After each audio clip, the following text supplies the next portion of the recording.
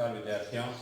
हम पूर्ववर्ती क्लास में वाक्य पर चर्चा कर रहे थे और आज इसी को आगे बढ़ाते हुए वाक्य शुद्धि पर चर्चा करेंगे।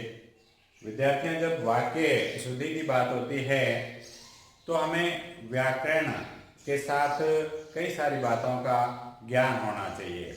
यानी वर्तनीगत अशुद्धि है, उसको कैसे संशोधित किया जाता है, व्याकरण में कौन कौन सी चीज़ें आती है, जैसे कि संज्ञा और संज्ञा के भेदों की जानकारी होनी चाहिए, सर्वनाम और सर्वनाम के भेदों की जानकारी होनी चाहिए, कारक और कारक चिन्हों की जानकारी होनी चाहिए, क्रिया और क्रिया से संबंधित होने वाली अशुद्धियों की जानकारी होनी चाहिए।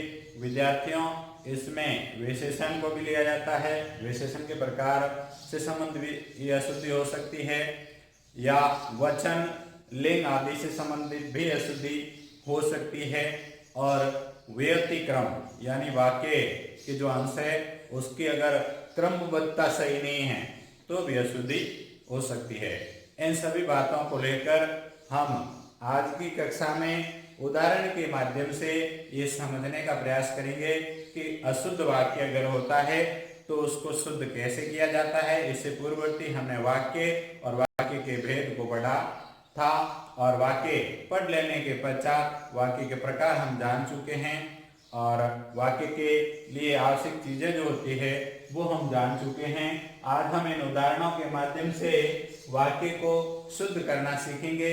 हमने यहाँ पर कुछ अशुद्ध वाक्यों को लिखा है, इनमें क्या अशुद्धियां हैं और इनको किस प्रकार संशोधित किया जाता है, तब ये शुद्ध हो जाएंगे। आइए इन पर हम चर्चा करते हैं। हमने यहाँ अशुद्ध वाक्य कुछ लिए हैं, इनमें क्या और किस प्रकार की अशुद्धियां हैं, इसको कैसे संशोधित किया जाएगा तब ये वाक्य शुद्ध कहलाएगा। विद्यार्थियों, हमारे पाठ्यक्रम में 2 वाक्य अशुद्ध आते हैं पेपर में, जिनको हमें शुद्ध करने पर 2 अंक प्राप्त होते हैं, तो उसके लिए हम आज चर्चा कर रहे हैं। पहला उदाहरण विद्यार्थियों मैंने यहाँ पर लिया है, हिमालय पर्वत बर्फ से ढका रहता है। जैसा कि ऊपर लिखा गया है ये अशुद्ध वाक्य है। विद्यार्थियों, हमने अभी चर्चा की थी कि संज्ञा, सर्वनाम, विशेषण, कारक, क्रिया या वर्तनीगत कई सारी अशुद्धियां हो सकती है। तो इस उदाहरण में विद्यार्थियों हम अशुद्धि की बात करें तो देखिए यहाँ पर हम वाक्य पढ़ते हैं, तब ये हिमालय शब्द जो है संज्ञा शब्द है, उसके बाद पर्वत, बर्फ आदि संज्ञा शब्द है, ढकना और रहना ये क्रिया संबंधी शब्द आ रहे हैं। उसके बाद में विराम चिन्ह अगर लगाओ तो पूर्ण विराम लगा सकते हो, क्योंकि ये वाक्य अपने आप में पूरा है। यहाँ पर हमें जो है संज्ञा संबंधी अशुद्धि मिल रही है, क्योंकि यहाँ पर जब संज्ञा बार बार आ रही है तो पुनरुक्ति दोष आ जाता है, संज्ञा का पुनरुक्ति दोष हो जाता है और इसे दूर करने के लिए किसी एक संज्ञा शब्द का होना अनिवार्य है। इसलिए इस वाक्य में हम एक संज्ञा शब्द जो आवश्यक होता है उसको रखेंगे और दूसरे को हटा देंगे।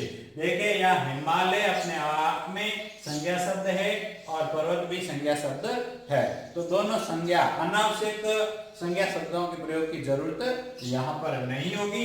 इसलिए हमें शुद्ध करते समय, यानी कि ये व्यक्तिवाचक संज्ञा है हिमालय और ये जातिवाचक संज्ञा है, इसलिए हमें एक संज्ञा शब्द यानी जातिवाचक को हटा देना चाहिए, क्योंकि हिमालय अपने आप में संज्ञा है। इसलिए ये नया वाक्य बन जाएगा, हिमालय बर्फ से ढका रहता है।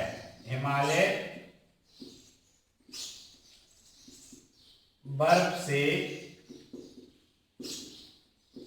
ढका रहता है।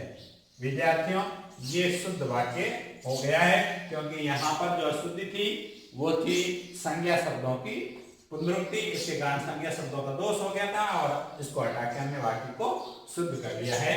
फिर अगला उदाहरण है, शनिवार के दिन अवकाश रहता है। विद्यार्थियों, ये वाक्य है, इसमें भी संज्ञा संबंधी अशुद्धि है, यानी अपने आप में शनिवार दिन का नाम है, शनिवार दिन का नाम है, उसके बाद दिन भी संज्ञा पड़ी है, तो यहां अतिरिक्त संज्ञा की आवश्यकता नहीं है, इसलिए एक संज्ञा को हटाकर यहां पर हम करेंगे शनिवार को अवकाश रहता है, शनिवार को अवकाश रहता है। विद्यार्थियों, ये वाक्य शुद्ध है। फिर है तीसरा उदाहरण, प्रातः काल के समय घूमना चाहिए। विद्यार्थियों, यहाँ प्रातः काल समय है और उसके बाद फिर जातिवाचक के रूप में समय आ रहा है, संज्ञा शब्द आ रहा है, तो ये भी जो है एक संज्ञा शब्द हट जाएगा और शुद्ध वाक्य बनेगा, प्रातः काल घूमना चाहिए। ये वाक्य शुद्ध हो गया है। फिर अगला उदाहरण आ रहा है हमारे पास में, मेरे को पाठ याद नहीं हुआ। विद्यार्थी, हमने 3 उदाहरण जो हैं वो लिए संज्ञा से संबंधित अशुद्धि निवारण, उसके बाद में हम ले रहे हैं सर्वनाम संबंधी अशुद्धि अगर होती है तो उसमें किन चीजों का ध्यान रखा जाता है, यानी सर्वनाम का भेद कौन सा आया है, उसका वचन लिंग आदि क्या है, इसके बारे में जानकारी प्राप्त कर रहे हैं। देखिए यहाँ उदाहरण लिखा है, मेरे को पाठ याद नहीं हुआ। यहाँ मेरे को सर्वनाम रूप में अशुद्धि पड़ी है, देखिए मेरे को शब्द नहीं होता है, यहाँ आएगा मुझे पाठ याद नहीं हुआ। मुझे सर्वनाम रूप है, मुझे पाठ याद नहीं हुआ। यहां मेरे को रूप जो है वो अशुद्ध है और यहां आएगा इसका शुद्ध रूप, मुझे पाठ याद नहीं हुआ। उसके बाद विद्यार्थियों बात करें तो अगला उदाहरण है, तुम तो तुम्हारा काम करो। तुम तो तुम्हारा काम करो, यहां विद्यार्थियों अशुद्धि है। तुम वापस किसके लिए आ रहा है, यहां पर अशुद्धि आ रही है, तुम्हारा, तुम्हारा नहीं होता है, तुम के लिए आने वाला शब्द है, तुम तो अपना काम करो। तुम तो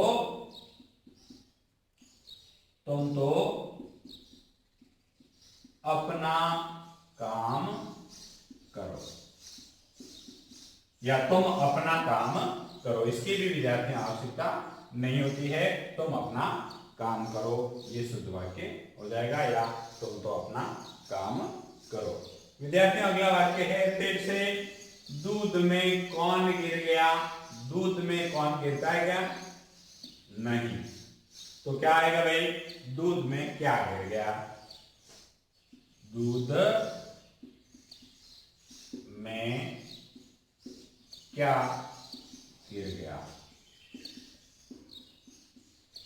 यहां देखिए कौन जो है उचित नहीं है, यहाँ सर्वनाम रूप में, यहाँ क्या मात्रा संबंधित रखा हुआ है, तो ये क्या, दूध में क्या गिर गया।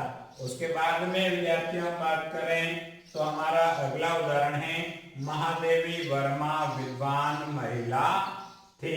यहाँ पर देखिए महादेवी वर्मा स्त्रीलिंग है और महिला यहाँ शब्द स्त्रीलिंग दिया हुआ है।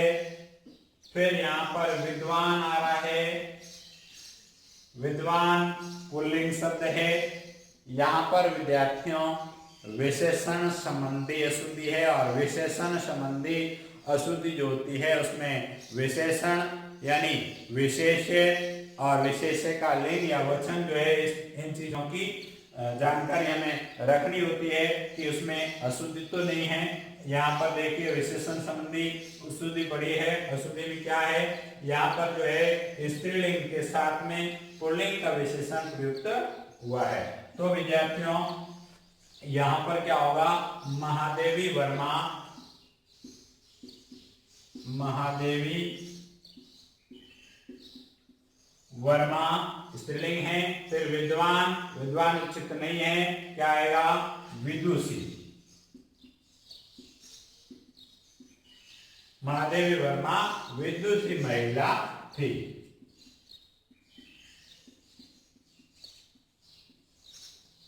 फिर अगला उदाहरण है यहाँ पर, यहाँ शुद्ध गाय का दूध मिलता है। इसमें भी विद्यार्थियों यहाँ पर हम देखें तो अशुद्धि सीधे से सरलता से पकड़ में आ गई है। क्या हो रही है, यहाँ शुद्ध गाय, यहाँ पर विद्यार्थियों गाय को शुद्ध बताया जा रहा है, गाय को शुद्ध बताया जा रहा है, जबकि शुद्ध होना चाहिए दूध। शुद्ध क्या होना चाहिए, दूध होना चाहिए, लेकिन यहाँ पर जो है गाय को ही शुद्ध बताया जा रहा है, इसलिए इसको भी संशोधित कर रहे हैं हम। यहाँ गाय का फिर शुद्ध दूध मिलता है। अब देखिए ये वाक्य शुद्ध हो गया, यानी पहले गाय को शुद्ध बताया जा रहा था, यहां पर अब कौन है, दूध शुद्ध है, यानी होना भी दूध शुद्ध चाहिए। गाय कैसे भी, उससे कोई फर्क नहीं पड़ता, यहाँ गाय का शुद्ध दूध मिलता है या घी मिलता है। अगला उदाहरण है फिर,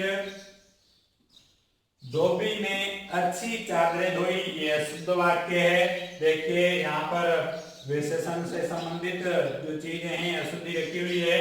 धोबी ने अच्छी चादरें धोई, विद्यार्थियों यहाँ सीधा ही पकड़ में आ रहा है कि जब चादरें अच्छी थी तो फिर धोने की क्या आवश्यकता थी, लेकिन यहाँ पर देखिए फिर हम शुद्ध कर रहे हैं, यानी धोने से संबंधित क्रिया जो है उससे संबंधित अशुद्धि के रूप में यहाँ अच्छी जो है सही जगह प्रयुक्त नहीं हुआ है। जब चादरें अच्छी बताई जा रही है यहाँ तो धोने की आवश्यकता नहीं है, इससे मतलब है कि यहाँ ये शब्द जो है चादरों के साथ में नहीं लगकर क्रिया के साथ में प्रयुक्त होगा। धोबी ने चादरें अच्छी धोई, धोबी ने चादरें अच्छी धोई।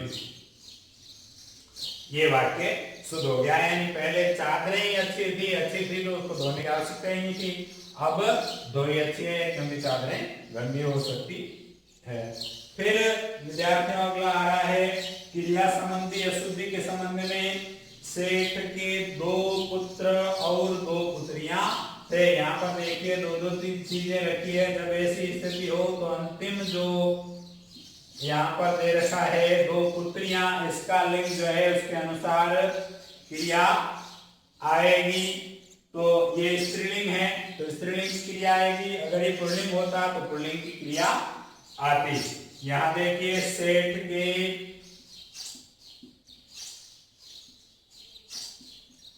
2 पुत्र, सेठ के 2 पुत्र और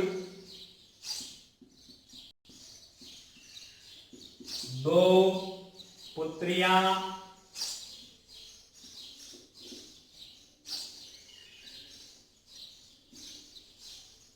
अब थे। यहाँ लिंग जो है पुत्र के अनुसार आ रहा है थे, लेकिन ये परिवर्तित हो जाएगा। पुत्रियों के अनुसार सेठ के 2 पुत्र और 2 पुत्रियां थीं। यहाँ बहुवचन के रूप में है इसलिए विद्यार्थियों थी आया है। उसके बाद अगले उदाहरण की हम बात करें तो विद्यार्थियों बालक दूध खाकर सो गया। यहाँ विद्यार्थियों अशुद्धि है क्रिया से संबंधित। यहाँ पर देखिए लिखा है खाकर सो गया। विद्यार्थियों दूध जो है वो तरल पदार्थ है, उसको खाया नहीं जाता, पिया जाता है। तो यहाँ पर क्रिया संबंधी अशुद्धि को दूर करेंगे और लिखेंगे बालक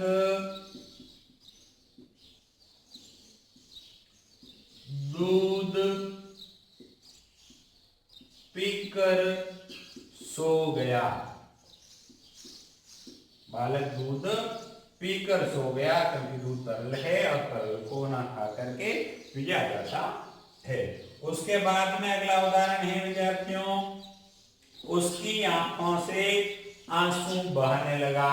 विद्यार्थियों, हमें ध्यान रखना चाहिए कि आंसू, श्वास, ऐसे जो शब्द होते हैं वे जैसे दर्शन, श्वास, आंसू आदि बहुवचन होते हैं। देखिए, उसकी आंखों बहुवचन है, से आंसू सदैव बहुवचन रहने वाला शब्द है। बहने लगा, बहने लगा, लगा क्या कह रहा है? एक वचन। अर्थात मैंने अभी बताया कि आंसू सदैव बहुवचन रहने वाला है, तो यहां पर एक वचन आएगा क्या? नहीं आएगा, इसलिए यह अशुद्धि है। इसको संशोधित करेंगे, उसकी आंखों से आंसू बहने लगे। यहां पर एक वचन था लगा, क्योंकि आंसू सदैव बहुवचन रहने वाले हैं, इसलिए बहने लगे। ये वाक्य अब संशोधित हो चुका है। अगला उदाहरण विद्यार्थियों हम ले रहे हैं। यहां पर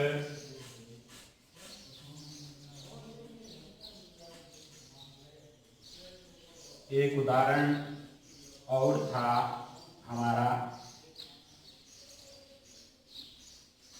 जैसे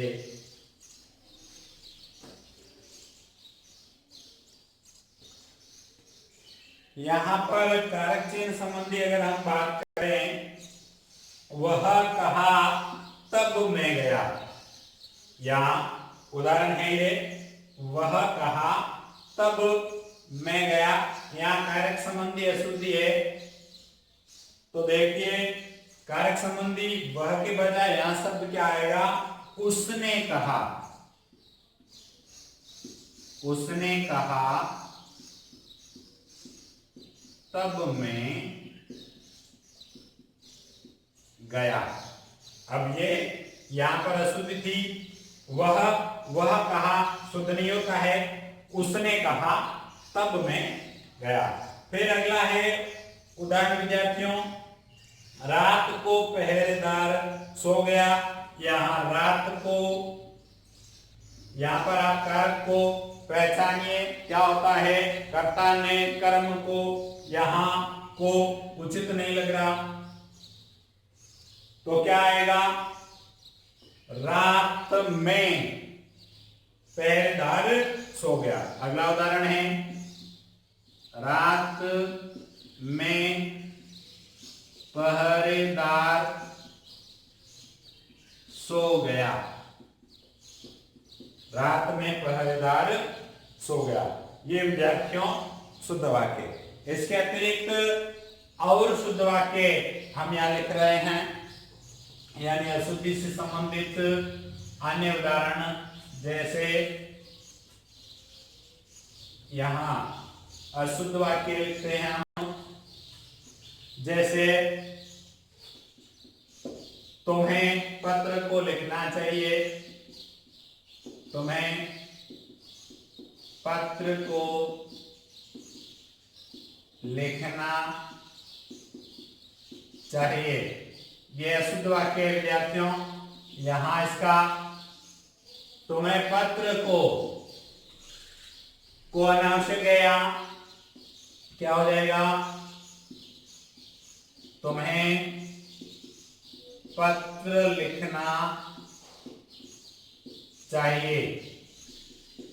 तुम्हें पत्र लिखना चाहिए, ये शुद्ध वाक्य हो गया है।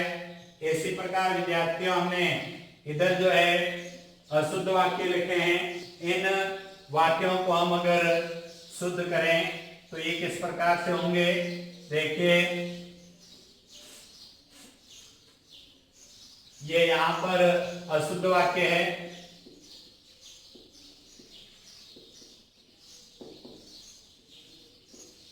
इनको हम यहां शुद्ध करते हैं।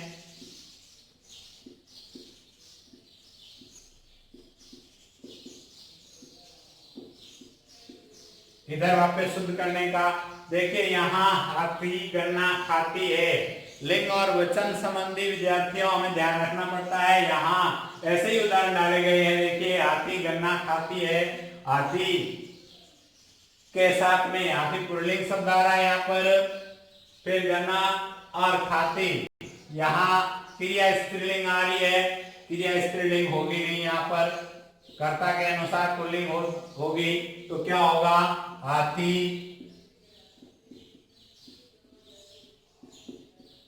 गन्ना खाता है। ये शुद्ध हो गया उदाहरण। यहाँ पर अशुद्धि थी और यहाँ पर हमने इसको संशोधित करते हुए यहाँ शुद्ध कर दिया। उसके बाद में अगला उदाहरण यहाँ पर देखिए, मेरा हस्ताक्षर सुंदर है, मेरे हस्ताक्षर सुंदर है, मेरा नहीं, क्योंकि हस्ताक्षर हस्त से लिखे जाने वाले अक्षर बहुवचन है, इसलिए मेरे हो जाएगा यहाँ पर, मेरा के बजाय यहाँ पर होगा मेरे। फिर अगला उदाहरण है विद्यार्थियों, यहाँ पर मैंने आज गुरुजी का दर्शन किया। दर्शन में बता चुका हूं सदैव बहुवचन रहने वाला शब्द है, इसलिए यहाँ पर क्या होगा, बहुवचन रूप आएगा, मैंने आज गुरुजी के दर्शन किए। ये हो गया विद्यार्थियों शुद्ध वाक्य। उसके पश्चात यहां पर हम बात करें तो अगला उदाहरण है, खरगोश को काटकर गाजर खिलाओ। ये अशुद्ध वाक्य है विद्यार्थियों, खरगोश को काटकर गाजर खिलाओ। यहाँ कौन कट रहा है, खरगोश कट रहा है। जब खरगोश कटेगा तो गाजर कौन खाएगा भाई, इसलिए इसको संशोधित करने की आवश्यकता है। यहाँ जो है हिंदी की विशेषता रहती है कि पहले हमेशा कर्ता और कर्ता का विस्तार आना चाहिए, उसके बाद में कर्म या कर्म का विस्तार आना चाहिए, उसके बाद में क्रिया आनी चाहिए या क्रिया का विस्तार आना चाहिए। ये चीज इसी रूप में वाक्य होना चाहिए।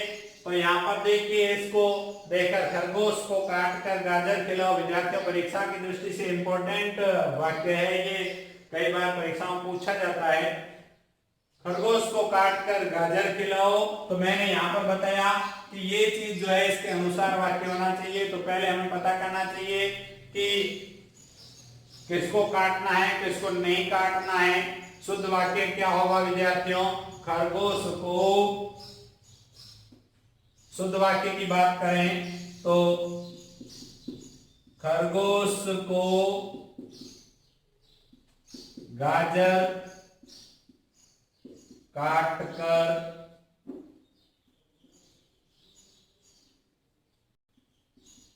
खिलाओ।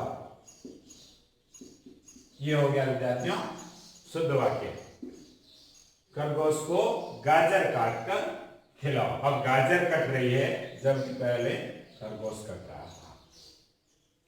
इसी प्रकार अगला उदाहरण है, यहां पर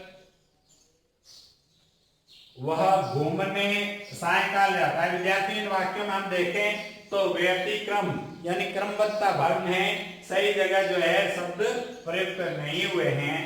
वह घूमने सायकाल जाता है, शुद्ध हो जाएगा वह सायकाल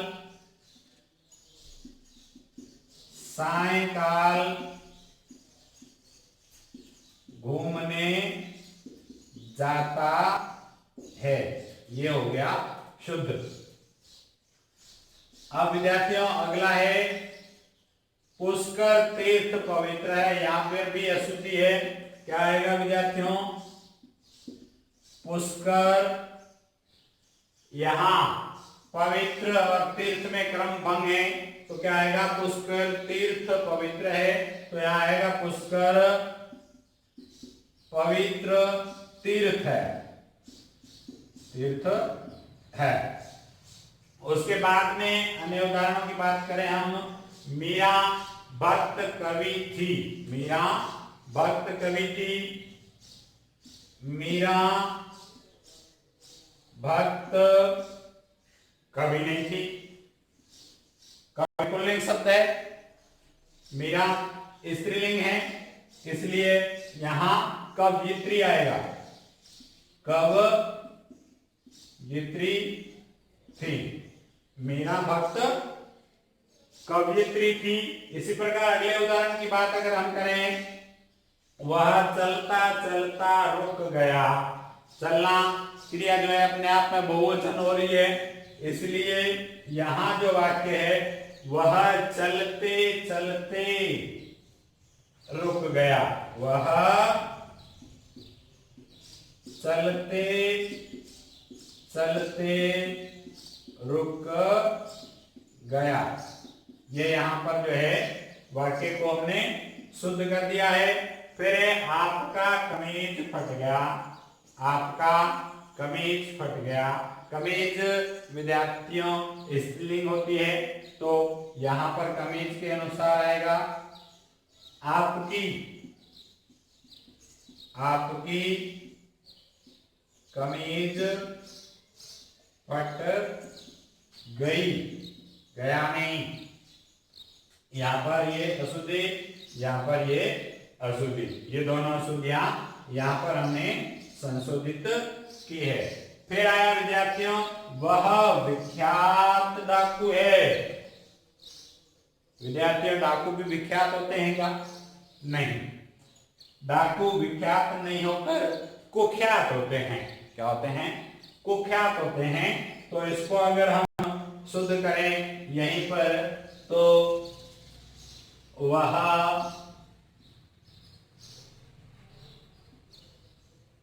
वे प्रसिद्ध कु बुरा, कुख्यात, कुख्यात डाकू है। ये विद्यार्थियों हमने कुछ उदाहरण लिए हैं वाक्यों को शुद्ध करने के लिए। हालांकि बहुत सारी चीजें इसके अंतर्गत आती है, फिर भी हमने कुछ प्रयास किया है। विद्यार्थियों इसके अतिरिक्त विद्यालय के जो नोट्स हैं बनाए हुए, उनमें बहुत सारी सामग्री जो है वाक्य संशोधित से संबंधित जोड़ी गई है। आप उसका अध्ययन करें और प्रैक्टिस करें, ताकि ज्यादा से ज्यादा हम जो है अशुद्धियों का निवारण कर सकें। धन्यवाद।